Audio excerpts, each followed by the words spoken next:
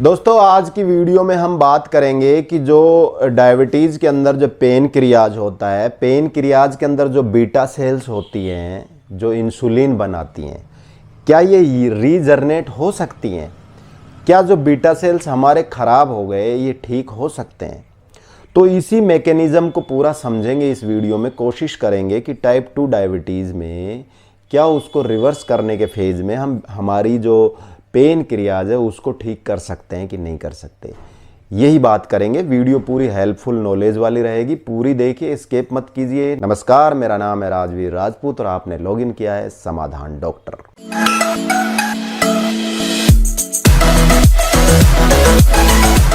तो चलिए दोस्तों बात करते हैं पेन क्रियाज के बारे में। दोस्तों जब हम खाना खाते हैं और शुगर हमारे खून में जाती है तो उस शुगर को कंट्रोल करने के लिए इंसुलिन नाम का हार्मोन जाता है और ये इंसुलिन बनता है पेन क्रियाज में, और पेन क्रियाज के अंदर होती हैं बीटा सेल्स। वो बीटा सेल्स बनाती हैं इंसुलिन। जब बच्चा पैदा होता है तो भगवान पेट के अंदर एक मशीन लगाता है जिसको बोलते हैं पेन क्रियाज, और इस मशीन के अंदर बीटा सेल्स होते हैं पेन क्रियाज के अंदर। और जब वो जन्म लेता है लगभग उस समय 12 लाख के आसपास बीटा सेल्स इस मशीन में होते हैं। तो भगवान वो शरीर में लगा के भेज देता है धरती पे कि जा बेटा अब खा पी और ऐश कर। वो बच्चा धरती पे आ जाता है। धरती पे आने के बाद में फिर वो उस मशीन का यूटिलाइज करता है। अब ये वो उस पर डिपेंड करता है कि वो उस मशीन को कैसे चलाता है, उसकी लाइफ स्टाइल, उसके खान पान के ऊपर डिपेंड करता है। तो दोस्तों जब बच्चा ज़मीन पे आ जाता है वो फिर अनहेल्दी चीज़ें खाता है, हाई ग्लाइसेमिक लोड की चीज़ें खाता है, तो उसकी पेन क्रियाज पे लोड ज़्यादा पड़ता है। अब जब पेन क्रियाज पे लोड ज़्यादा पड़ेगा तो पेन क्रियाज में जो बीटा सेल्स हैं उनको ज़्यादा इंसुलिन बनाना पड़ेगा बढ़ी हुई शुगर को कंट्रोल करने के लिए। अब जब ज़्यादा इंसुलिन बनाना पड़ेगा तो उन बीटा सेल्स को काम ज़्यादा करना पड़ेगा। एक समय ऐसा आएगा कि बीटा सेल्स के जो सेल्स हैं वो जवाब देना स्टार्ट हो जाएंगे। आपने बहुत हाई कार्ब्स की चीज़ें खाई, आपकी बॉडी इंसुलिन रेजिस्टेंस करने लग गई, ठीक है, शुगर यूटिलाइज नहीं हो रहा। उस बढ़े हुए शुगर को यूटिलाइज करने के लिए पेन क्रियाज को एक्स्ट्रा इंसुलिन बनाना पड़ रहा है।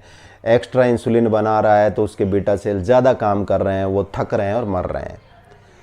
फॉर सपोज शुरुआत में 12 लाख बीटा सेल्स में से 2 लाख बीटा सेल्स मर गए। अब 10 लाख बीटा सेल्स बच गए। अब आप उतना ही खाना खा रहे हैं जितना पहले खा रहे थे, इधर आपके बीटा सेल्स कम हो गए। अब जब कम बीटा सेल्स हो गए तो वो कम बीटा सेल्स पे और ज़्यादा लोड बढ़ेगा, क्योंकि पहले तो 12 लाख बीटा सेल्स मिलके एक काम कर रहे थे, अब 10 लाख बीटा सेल्स मिलके काम करेंगे। तब ज़्यादा लोड बढ़ेगा तो मशीन पे ज़्यादा दबाव आएगा, ज़्यादा दबाव आएगा तो और बीटा सेल्स ख़त्म होंगे। पता लगा अगले 2 साल में साला 2-3 लाख बीटा सेल्स और ख़त्म हो गए। अब आपके 8 लाख बीटा सेल्स बच गए। उधर आपने ध्यान नहीं दिया, कोई चेकअप नहीं कराया, कोई इंसुलिन रेजिस्टेंस आपने नहीं देखा, कोई बॉडी चेकअप नहीं कराया, शुगर चेकअप नहीं कराया, और आप खाए जा रहे हो, खाए जा रहे हो, खाए जा रहे हो। क्यों? क्योंकि अभी आपको लक्षण दिखना शुरू नहीं हुए हैं। अभी आपके जो बीटा सेल्स हैं ना वो कैसे भी करके इंसुलिन बना के ना आपकी डायबिटीज़ को कंट्रोल करने की कोशिश कर रहे हैं, शुगर को बढ़े हुए को। अब जब आप समझ नहीं रहे, आप खा रहे हैं, चेकअप नहीं करा रहे, तो पहले आपको रेजिस्टेंस हो रहा था, फिर आपको डायबिटीज़ हो गई, फिर हाई डायबिटीज़ हो गई। अब बीटा सेल्स के ऊपर और लोड आया, बीटा सेल्स और मर गए। मान लो अब 5 लाख बीटा सेल्स बच गए, 4 लाख बच गए। अब साहब डायबिटीज़ क्योंकि शुगर बढ़ गई तो वो बढ़ी हुई शुगर यूरिन के थ्रू आ रही है, बार बार पेशाब लग रहा है, बार बार प्यास लग रही है, क्योंकि पेशाब लगेगा तो प्यास लगेगी, ठीक है। तब आप डॉक्टर के पास जा रहे हैं, चेकअप करने के बाद पता लगा कि आपको डायबिटीज़ हो गई। डॉक्टर ने दवाई दे दी। अब वो दवाई आपने ली, दवाई लेने के बाद में दवाई क्या काम कर रही है, वो बीटा सेल्स के पास जा रही है और उनकी मुंडी दबोच के ना और ज़बरदस्ती उनसे इंसुलिन उगलवा रही है।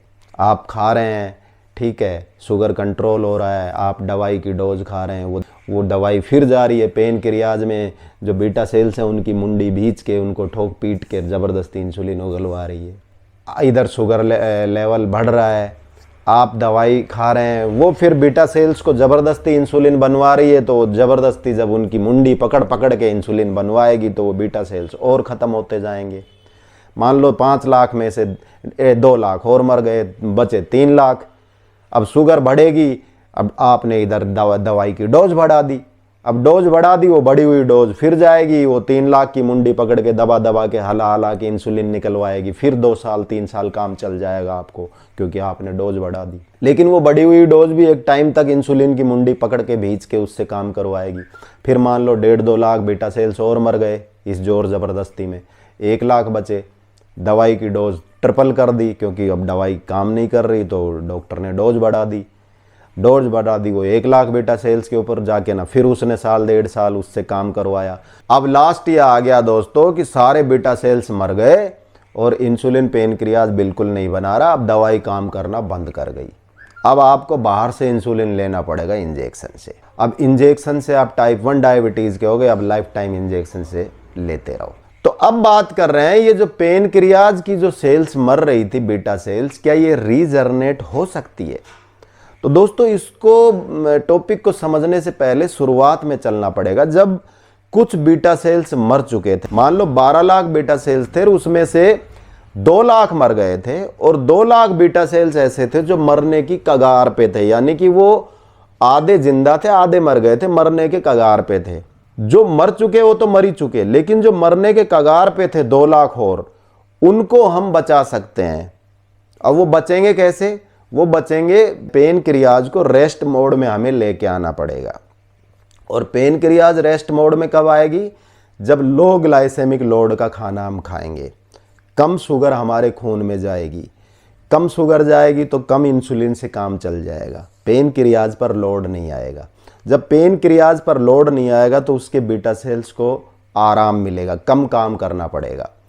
हम कम फ्रीक्वेंसी में खाना खाएंगे, मान लो सुबह खाया फिर शाम को खाया, तो बीच का जो 8-10 घंटे का टाइम मिल गया, इसमें पेनक्रियाज को रेस्ट करने का पूरा मौका मिल गया। आप बीच बीच में चाहे थोड़ा थोड़ा ही खाना खाओ, थोड़ा भी खाना खाया आपने, लेकिन आपने सुबह से शाम तक 10 बार खाया, निकलते बढ़ते आप मुंह चला रहे हैं, तो जितनी बार आप खाओगे बीटा सेल्स को पंप करना पड़ेगा इंसुलिन उतनी ही बार, तो उसको ज़्यादा काम करना पड़ता है। चाहे आप कम खाओ, चाहे कम ग्लाइसेमिक इंडेक्स का खाओ, लेकिन आप खा ज़्यादा फ्रीक्वेंसी में रहे हो। अब ज़्यादा फ्रीक्वेंसी में खा रहे हो तो भी मशीन पे लोड आएगा, वो हर बार चालू होगी, हर बार इंसुलिन भेजेगी। इसलिए लो ग्लाइसेमिक इंडेक्स का फूड खाइए और फूड की जो फ्रीक्वेंसी है उसको बढ़ा दीजिए। कोशिश कीजिए सुबह खाइए और शाम को खाइए, पूरे दिन मुंह मत चलाइए। और अगर ना रुका जाए तो दोपहर में एक हल्का कुछ भी ले सकते हैं, प्रोटीन डाइट थोड़ी बहुत, कोई पनीर वगैरह अंडे वंडे ले सकते हैं, ठीक है। तो जैसे आप 2 खानों के बीच में गैप दोगे और लो ग्लाइसेमिक इंडेक्स का खाना खाओगे तो आपकी जो मशीन है उसको कम इंसुलिन प्रोड्यूस करना पड़ेगा और रेस्ट करने का टाइम ज़्यादा मिलेगा। इस दौरान जो बीमार बीटा सेल्स हैं, जो मरने की कगार पे थे, वो बीटा सेल्स अपने आप को अलाइव करेंगे, अपने आप को रिकवर करेंगे, अपने आप को जिंदा करेंगे। शुरू को 3 महीने में आपने डाइट कंट्रोल की, लो ग्लाइसेमिक इंडेक्स का खाना खाया, फ्रीक्वेंसी खाने की कम कर दी, टाइमिंग बढ़ा दिया, गैप ज़्यादा दे दिया, तो शुरू के 3 महीने में जो 2 लाख बीटा सेल्स हैं उसमें से मान लो 1 लाख रिकवर हो गए। उसके अगले 3 महीने में आपने पूरा का पूरा तरीके से आप चले तो 1 लाख बीटा सेल्स और रिकवर हो गए।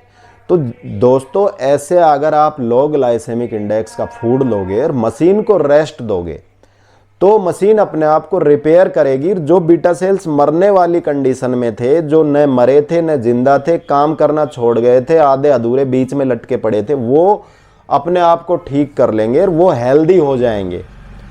फिर एक दिन वो जो बीटा सेल्स हैं वो दूसरे बीटा सेल्स के साथ मिलके ना काम करना स्टार्ट कर देंगे।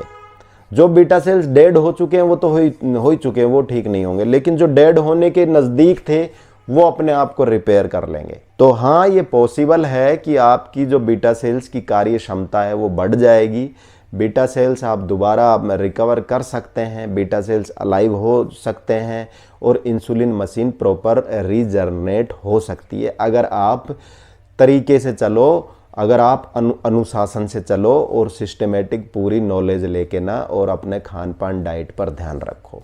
तो उम्मीद करता हूं दोस्तों आज की वीडियो से आपको बहुत कुछ ज्ञान मिला होगा। अगर अच्छा लगा तो इस वीडियो को शेयर ज़रूर कर दीजिएगा क्योंकि और भी लोगों का ज्ञान बढ़े। ऐसी वीडियोज़ आपके अपने चैनल समाधान डॉक्टर पे लेके आता रहूँगा और आपकी जो मोरल है उसको बूस्ट करता रहूँगा और आपसे डायबिटीज़ रिवर्स करवा के मानूंगा। आप ऐसे ही वीडियो देख के मोटिवेट होते रहिए। इस वीडियो में इतना ही, फिर मिलेंगे किसी नेक्स्ट वीडियो नए टॉपिक के साथ। तब तक के लिए अपने दोस्त राजवीर को दीजिए इजाज़त। जय हिंद, बाय बाय।